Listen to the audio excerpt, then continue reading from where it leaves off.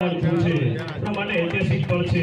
અને સાહેબ શ્રીને સંતો મહંતો આશીર્વાદ આપી રહ્યા છે તો એ ખૂબ ધન્ય ઘડી છે, ખૂબ આનંદની પળ છે। તો સાહેબનું ખૂબ સન્માન કરીએ છીએ। સન્માન કરનાર મહંતો અને ગુલાબગીરીજી આ બધાનો ખૂબ ખૂબ આભાર વ્યક્ત કરવામાં આવે છે। ખૂબ ખૂબ ધન્યવાદ। भारत माता की बोलो श्री गुरुदत्त गिरनारी महाराज की संगरबाई चौधरी साहेब अपना सुदर्श जगन्नाथी विधायक परमपूज्य जवाहरलाल बापू તેમજ બનાસકાંઠાના પૂર્વ સાંસદ સભ્ય માનનીય પ્રભુભાઈ સાહેબ તેમજ આપણા પાલનપુરથી પધારેલ દોલતભાઈ બાપજી તેમજ વારાણા સાહેબ થરાદથી આપણા કૃષિક બાપુ કનુભાઈ વ્યાસ સાહેબ તેમજ સમગ્ર મહાનુભાવો સામે વિરાજમાન સમગ્ર ભગવાન મારા તો જ્યારે આપણે તવારો થાય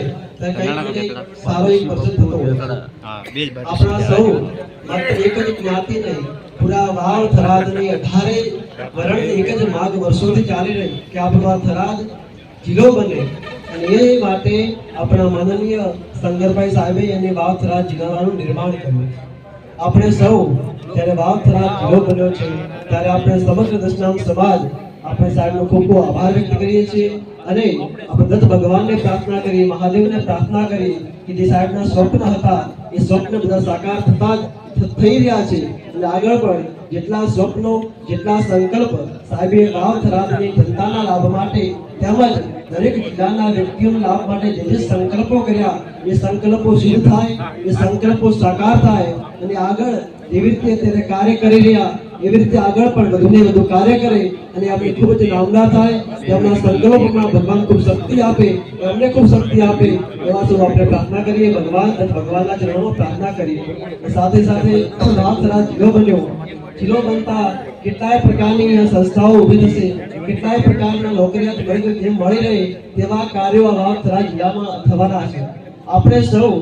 ભેગા થયા છે તો આપણા બાળકોને આમાં લાભ કેવી રીતે મળે તો પહેલા લાભ લેવો હોય તો પહેલા આપણા બાળકોને શિક્ષણ આપવું। જો આપણો સમાજ શિક્ષણવાન બનશે, આપણા બાળકો શિક્ષણથી આગળ વધશે, જો આપણા બાળકોમાં શિક્ષણ હશે, આપણા બાળકો ગ્રેજ્યુએશન પામેલા હશે તો આ વાવ થરાદ જિલ્લાની અંદર દરેક બાળક કંઈક ને કંઈક પ્રગતિ કરી શકશે, કંઈક ને કંઈક ઉદ્યોગ ધંધો કરી શકશે, કંઈક ને કંઈક નોકરી કરી શકશે અને એ પણ પોતાના પંથકમાં જ પોતાના વતનમાં જ એ દ્વારા પોતાની નામના કમાઈ શકશે। સાહેબ શ્રી જિલ્લો નિર્માણ કર્યો પણ આગળ આપણા સમાજને વધુ મહાન બનાવવો હોય, સમાજને શિક્ષિતવાન બનાવવો હોય તો આપણે સૌ એજ્યુકેશનમાં આગળ આવી અને બધી પ્રકારના વ્યસનોથી દૂર રહી આપણા વ્યસનોને દૂર કાઢી આપણા યુવાનોને ખૂબ જ આગળ ભણાવીએ તેને વાવ થરાદ જિલ્લામાં અનેક પ્રકારની નોકરીયાત લોકોનો લાભ મળે તેવા આપણા સમગ્ર સમાજને હું વિનંતી કરું કે પોતાના બાળકોને અભ્યાસથી આગળ લાવો અને વ્યસન दूर रखो। जय देश समाज, जय गौ माता, जय भगवान।